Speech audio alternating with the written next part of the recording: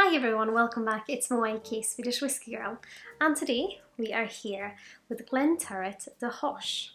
So this is a single cask release from Glenturret, and it is from cask 106, and it is the 2007 edition. It is bottled at 59.4, and I believe it's from a European first fill sherry butt. It is 13 years old, and of course the name The Hosh comes from the old name for the distillery, and I think it was in 1814 to 1873 it had that name. And Glenturret is of course one of the oldest, debatably maybe the oldest. It's a bit of one of those things. It used to be known as the oldest distillery in Scotland anyways. So it's going to be very interesting to try this one, and I haven't tried that much Glenturret recently, and especially now that they've rebranded and they have their new bottles, which I think look very interesting and quite unique. I can't wait to try them soon again, and hopefully go to the distillery as well. But let's try this whiskey for now and have a little look. It's definitely sherry straight away on the nose. Quite a lot of alcohol coming through as well. It's this kind of sherry that is like spicy baked fruits, like maybe cherries or dried pineapple or something like that. Definitely some dried dates and this kind of raisin thickness. But on the nose it has this kind of velvety sensation as well. The alcohol is there and quite, like, you can't really ignore it. But the other aromas feel very smooth and velvety, even though they're quite big.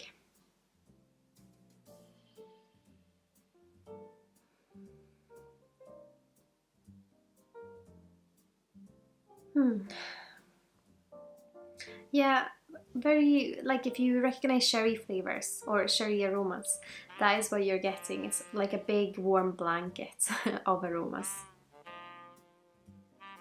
Yeah, dates mixing in with dried pineapple and cherries.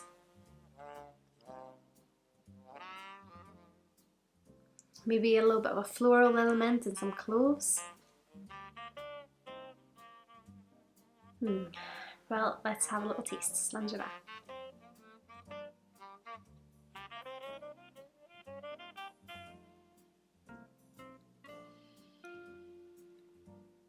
Definitely has a punch when it sits there at around 59, and it's,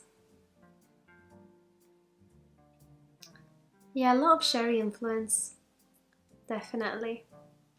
Kind of the same sensation on the nose as on the palate, like a big warm hug or a blanket. But I would say the alcohol is almost a little bit too punchy to sit and sip just like this. At least right now in this weather and this mood. So it's a lovely nose. It's almost a bit almondy as well.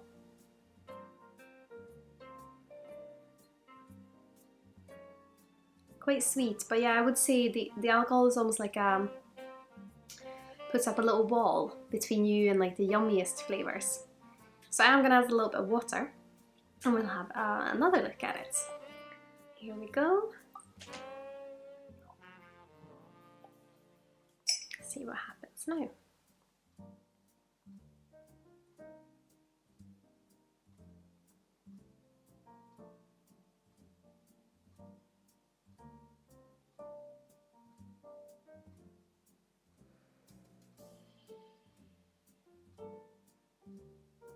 Almost a bit more like floral petrol now, but in a good way. Yeah, just like filling the tank up on your car on a springtime evening. It's I think it can be confusing when you say petrol, because I know a lot of people don't associate that to something nice. I like the smell of petrol, and I think I often find the petrol note a lot with sherry influenced whiskies, because it has this kind of almost like chemical note that kind of belongs to the dried fruits that a lot of people use to describe sherry notes. But yeah, it's that kind of dried fruits meets petrol for me.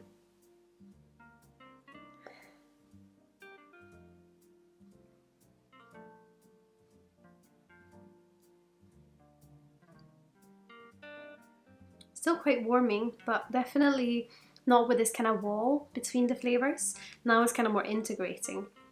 I would still say I can probably add a little bit more water, and I will in a second. It has this lovely oakiness with the sherry that goes so well together, which I think a lot of people appreciate with single casks, because you get a lot of flavour.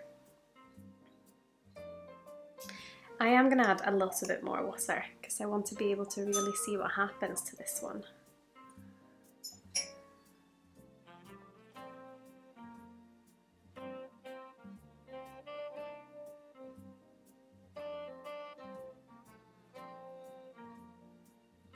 More tropical now on the note. It's almost like a bit more peachy.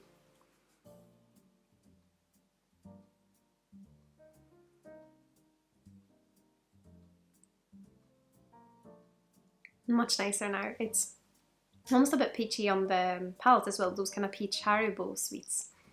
But it still has sherry character. I think if you want more of a punch from the sherry, then you'd probably like a little bit more without the water. But I think with the water, for me, it makes the flavours all come together.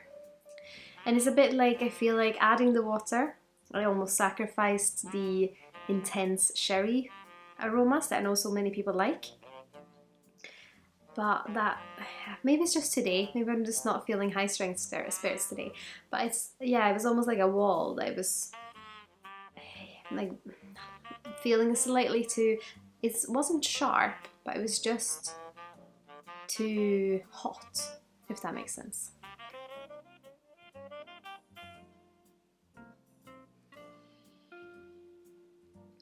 So that has a lot of flavour, but it's a toned down sherry influence, of course, because of the water. And a little bit more peachy. Still a bit of that kind of, now it's more like grilled pineapple because I think it belongs more to the woodiness. But definitely an interesting whiskey. I'll have to retry this one one cold evening when I feel like something high strength, and maybe I'll have a different experience of it. But yeah, that's kind of what I think at the moment. I mean, it has lovely flavours, and I think Glenturret's an interesting distillery. I'll have to try and kind of go for a visit at some point and do their tour. That'd be very interesting, and hear all about the famous cat. I'm sure a lot of people have heard of. Towser, the Mouser, I think. But yeah, I would of course love to hear what you think. Do you have a favourite expression from Glenturret? Have you tried the Hosh perhaps? Or any of their other single cask releases? I'd love to hear your thoughts, so please put them in the comments here below. And of course, if you like what I'm doing here on YouTube and my other social channels, I'd be absolutely over the moon if you consider using my affiliate links the next time you're shopping with either Master Malt, the Whisky Exchange, or the Scotch Malt Whisky Society.